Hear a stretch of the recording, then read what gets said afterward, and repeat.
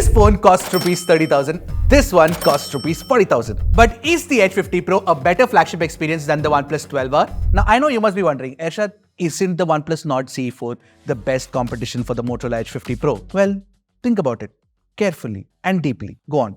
I'll give you some time. In the meantime, I'm Ershad. This is Tracking Tech English, your destination for detailed, incisive gadget reviews.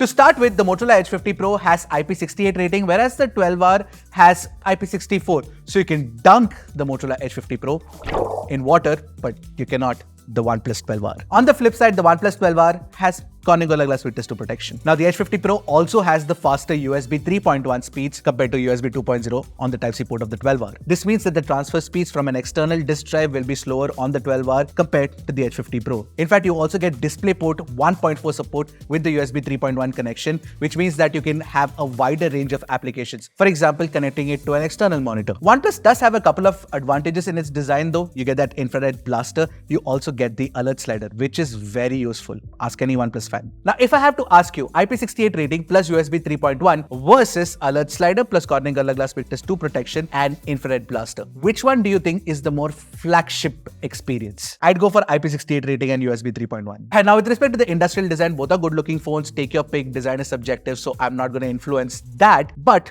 technically, Motorola is slimmer and lighter compared to the OnePlus 12R. Now, both these phones have 1.5K OLED panels, but there are some differences. The Edge 50 Pro has a higher 144Hz refresh rate compared to 120Hz on the OnePlus 12R. In fact, you can even force refresh the 144Hz option on the Edge 50 Pro. Now, while you can play HDR video on YouTube on both the phones, OnePlus offers you HDR video playback on Netflix, which Motorola doesn't. Also, the haptic feedback with OHaptics on OnePlus is tighter, it's richer, it's definitely better than the Edge 50 Pro. Now, we noticed something interesting when we checked the brightness of both these displays outdoors. When you push the manual slider on both these phones and take it to maximum brightness, then the OnePlus 12R is brighter than the Edge 50 Pro. But with automatic brightness, the Edge 50 Pro's display gets brighter than the 12R. So in high brightness mode, the Edge 50 Pro is actually brighter than the 12R. But when you're watching HDR videos, the color accuracy and the HDR gradation is better on the Edge 50 Pro thanks to the Pantone collaboration. You can see that the skin tones are closer to natural and the highlights are well under control.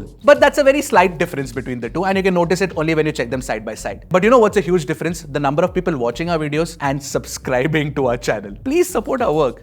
Hit the subscribe button. Now, to complement the displays, you've got stereo speaker setup on both the phones, and you get Dolby Atmos certification as well on both. But the sound quality is marginally more refined on the OnePlus. Take a listen to it for yourself and let me know what you guys think.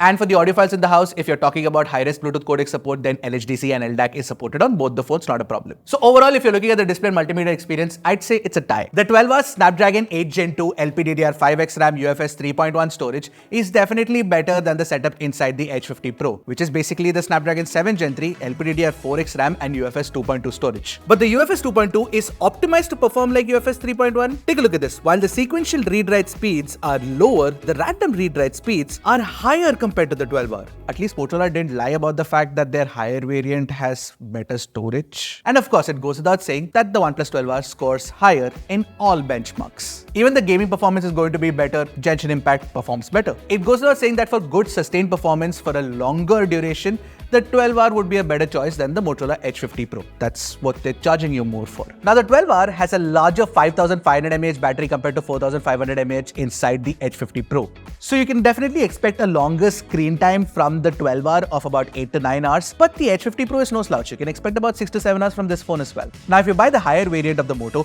then you do get a 125-watt charger in the box, and it can charge the phone from 0 to 100 in about 19 to 20 minutes compared to the 30 minutes that it takes to charge the OnePlus 12R. That's not it. You get 50-watt wireless charging support with the Edge 50 Pro. Of course, you'll have to buy the wireless charger separately. We also did test the network capabilities on both the phones, and honestly, between Jio and Airtel, we couldn't see any difference between the two. Both are really, really good. The call quality is fantastic too. Plus, you get NFC support on both the phones as well, which is nice. Now, Hello UI is based on Android 14. It's clean, it's well designed, it's minimal, and it's free of bloatware as well. And the new design has a new splash screen which looks cool and vibrant. The notifications shade also looks a lot more refined now. And the StyleSync wallpaper, Well, that I'm not a fan of. Because yes, it takes a look at your outfit and generates new wallpapers, but it generates the same looking set of wallpapers each time. But the good thing is Motorola can generate these wallpapers at least. OnePlus doesn't even have this feature. Although, do you like the Motorola Style Sync wallpaper? Let me know in the comments below. Although, I'm definitely a fan of Moto gestures and all the security features that you get with Hello UI. Also in the near future, Motorola is going to bring the Smart Connect update to the Edge 50 Pro. Now with Smart Connect, you will be able to connect your phone to your laptop and your tablet, and you will be able to access and use them all at the same time. You'll be able to set an instant hotspot, share apps across phone and laptop, and more on the fly. Now talking about the future, Motorola also promises 3 years of OS updates, 4 years of security updates for the Edge 50 Pro. But with the OnePlus 12R, I'm certain that OnePlus will provide 3 years of updates on time, which is the promise that they make. Now, OxygenOS 14 is also a very clean operating system experience, and there's no bloatware or unwanted app pre-installed. And some of the features are really nice too. For example, that global search on the home screen, the new file dock feature, and the dynamic island inspired fluid cloud. Okay, I was just kidding about the last one. Please don't clone iOS features, OnePlus. Don't do that. Now let's talk cameras. Motorola has that extra 3x telephoto camera, which is its huge advantage. So when you're taking zoomed in 3x shots in the daylight and in low light, obviously Motorola is better. Although portrait mode could have been tuned slightly better, because I feel that OnePlus has better edge detection and bokeh drop off as well. With that said, Motorola does offer versatility because you get multiple focal lengths, 24mm, 35mm, 50mm and 85mm. Now the primary camera is sharp and detailed on both the phones, but Motorola has a slightly aggressive over sharpening algorithm. Although what Motorola nails with a little love from Pantone is color science. Now, whenever I shot with the primary camera, the colors were close to natural, and you also get close to good color accuracy with the ultra wide angle camera, which is not true for the OnePlus though. But OnePlus does match up to Motorola in terms of skin tones, because Motorola does have Pantone validated skin tones as well. But it's slightly on the warmer side, close to natural, but slightly on the warmer side. But Motorola does get skin tones spot on with the 3x camera. Now, when we compared HDR performance across different samples, I felt that Motorola did it slightly better. Firstly, in this shot, the highlight control is slightly better on the Moto. Also around the shadows, while there is more noise on the Moto,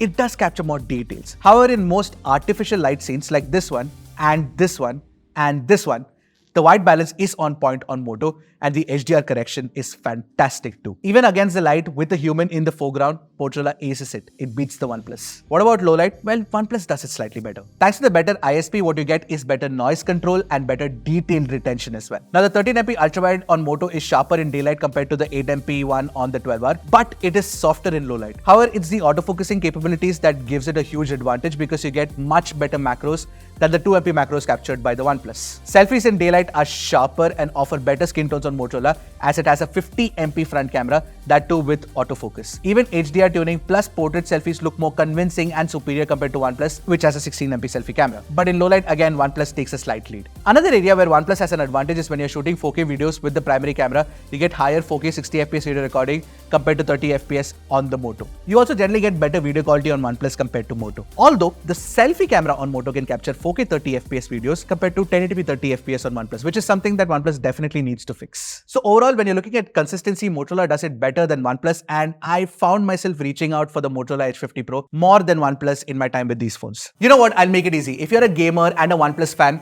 buy the OnePlus 12R. But if you want a more well-rounded flagship experience, it makes sense to save thousands on the Edge 50 Pro. And for someone who's a sneaker fan and he won't buy a sneaker if it's not on a good discount, I'm always on the lookout for good deals, and the Moto Edge 50 Pro is definitely one of them. After all, maybe Indian hu yaar. Alright, that's it from me. Which one of these two phones would you pick?